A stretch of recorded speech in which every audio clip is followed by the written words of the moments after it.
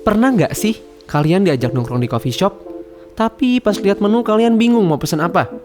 Karena namanya aneh-aneh. Atau saking bingungnya, akhirnya kalian pesan menu paling murah. Yang datang ternyata cuma secangkir kopi hitam nih, yang pahit banget dan kental banget, ditambah air putih. Sampai kalian bingung sendiri gimana ngabisinnya.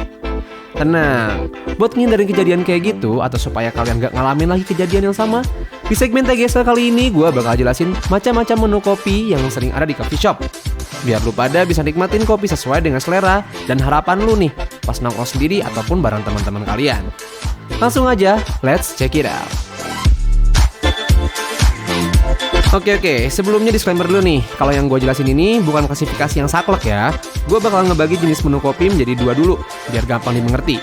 Yaitu espresso based sama manual brew, biar kalian gampang bedainnya ya. Yang pertama adalah espresso, ristretto, dan doppio.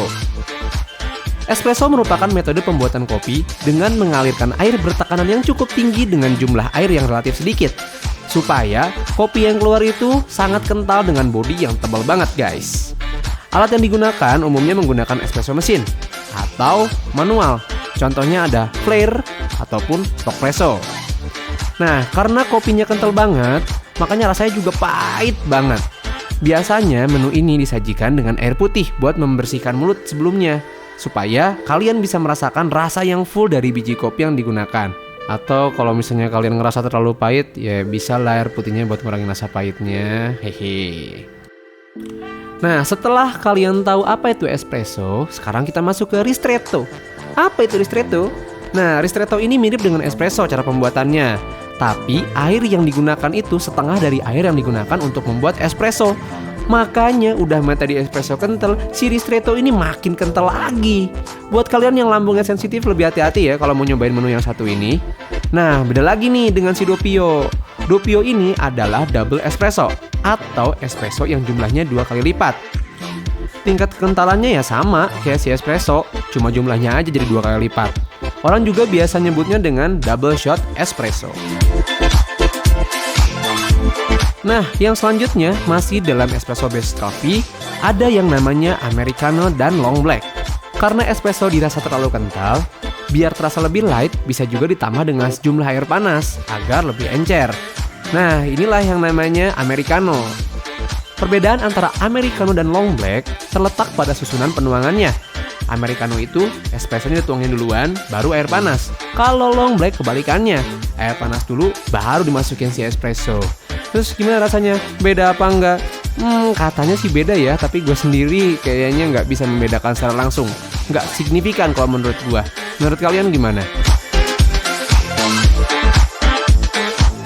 Lanjut lagi masih dalam kategori espresso based, ada yang namanya latte. Pada dasarnya, cafe latte adalah espresso plus susu. Yang paling umum adalah cappuccino, di mana merupakan gabungan antara espresso, steamed milk, atau susu yang dipanaskan, sama milk foam atau buih dari susu itu sendiri. Ada juga yang membedakannya dengan cafe latte, di mana proporsi susu yang lebih banyak dari cappuccino, sehingga rasanya lebih milky dan lebih ringan. Nah, kalau ada campuran coklat di dalamnya, jadi deh yang namanya mochaccino guys.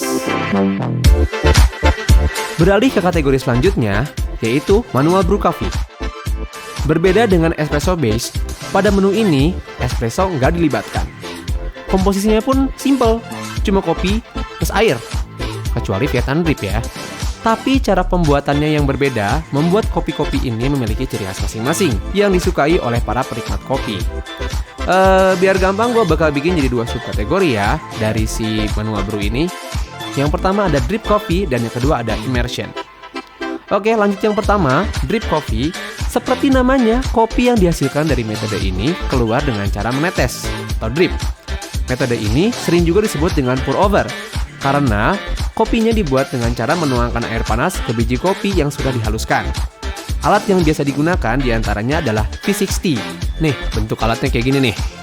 Nah, kopi yang dihasilkan dari metode V60 ini cenderung lebih clear, karena ada filter yang mencegah serbuk halus kopi masuk ke hasil akhir, sehingga rasanya lebih clean dan bersih aja gitu di lidah. Biar makin segar, biasanya menu ini disajikan dengan cara alternatif dalam kondisi dingin, yaitu dengan cara meneteskan kopi dari drippernya itu ke es batu. Nah, metode ini dikenal dengan nama Japanese. Pasti kalian sering denger sih atau sering lihat di list menu di coffee shop gitu. Metode drip lain yang gak kalah populer adalah Vietnam drip. Kalau metode yang satu ini disajikan biasanya pakai condensed milk atau susu kental manis. Alatnya mirip dengan V60 namun tanpa filter tambahan, sehingga kopi yang dihasilkan tidak se-clear si V60 tadi. Jenis biji kopi yang digunakan pun biasanya adalah kopi Robusta, karena karakter pahitnya itu yang menjadi ciri khas serta dipadukan dengan manisnya susu kental manis. Mirip kopi susu sih kalau misalnya kalian bayangin. Yang kedua adalah metode immersion. Berbeda dengan drip coffee, dalam metode immersion ini sesuai namanya melibatkan proses perendaman. Jadi si kopinya direndam dulu guys. Contoh paling umumnya adalah kopi tubruk. Karena ekstraksi biji kopi terjadi dalam waktu yang relatif lama jika dibandingkan dengan drip coffee tadi, karakter kopi yang muncul dari metode ini biasanya memiliki bodi yang lebih tebal atau awamnya itu lebih kental deh kerasanya.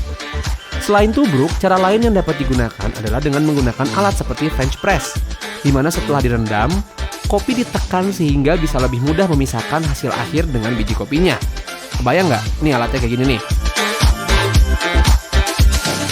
Oke guys, itu dia tadi macam-macam menu kopi yang sering ada di kafe tempat nongkrong di sekitar kita. Mudah-mudahan bisa bantu kalian ya supaya nggak bingung-bingung banget gitu loh kalau pas lagi di coffee shop. Belinya itu nggak cuma es kopi susu terus. Kalau gitu es kopi susu masuk yang mana ya? Yang tahu boleh deh tulis di kolom komentar. Atau semisal ada yang mau nambahin silahkan, boleh banget. Bisa komentar juga ya di bawah. Sekian aja dari gua. Like kalau lo suka konten GSL kayak gini, dislike kalau semisal menurut lo nggak asik. Tapi jangan lupa komentar buat ngasih tahu alasannya apa. Subscribe channel segimedia.id biar kita terus berkembang memberikan konten-konten berkualitas buat kalian. Gue Ramdan, see you next time and don't forget to create something for today.